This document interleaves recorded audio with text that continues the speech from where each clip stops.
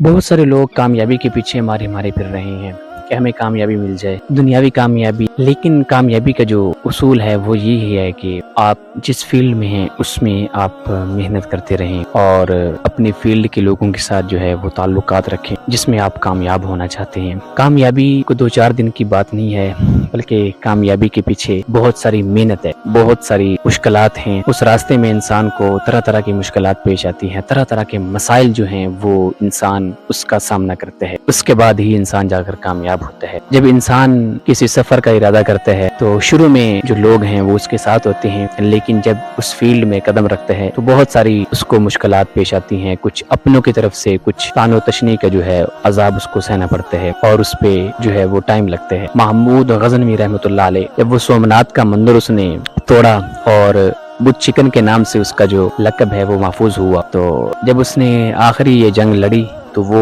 انتہائی شدید بیمار تھا۔ اس کے باوجود طبیب نے کہا کہ آپ 2 ماہ مسلسل جو ہے وہ آرام کریں، آپ کی جو حالت ہے وہ جنگ لڑنے کی نہیں ہے، لیکن اس نے کہا کہ میں یہ لڑوں گا۔ وہ چل پڑا تو کامیاب ہو گیا۔ جب انسان کے سامنے اپنا مقصد واضح ہو، جب انسان کو پتا ہو میں نے یہ کام کرنا ہے اور یہ میرا مقصد ہے، جو کچھ ہو جائے میں یہ کام کروں گا، میں پیچھے نہیں ہٹوں گا، تو سب سے پہلا جو ہے وہ انسان کا مقصد اور منزل ہونی چاہیے کہ میری منزل کہاں ہے، میں نے جانا کہاں، میں نے سفر کہاں تک کرنا ہے، اگر اس سفر میں میرے رکاوٹیں مشکلات آتی ہیں تو میں نے کیا کرنا ہے، یہ سارے کا سارے انسان کو واضح معلوم ہو، اس کے بعد انسان جو ہے وہ اپنا سفر شروع کرے۔ جب انسان ایسا کرے گا تو اس کو راستے میں آنے والی رکاوٹیں بھی وہ پھول کی طرح لگیں گی۔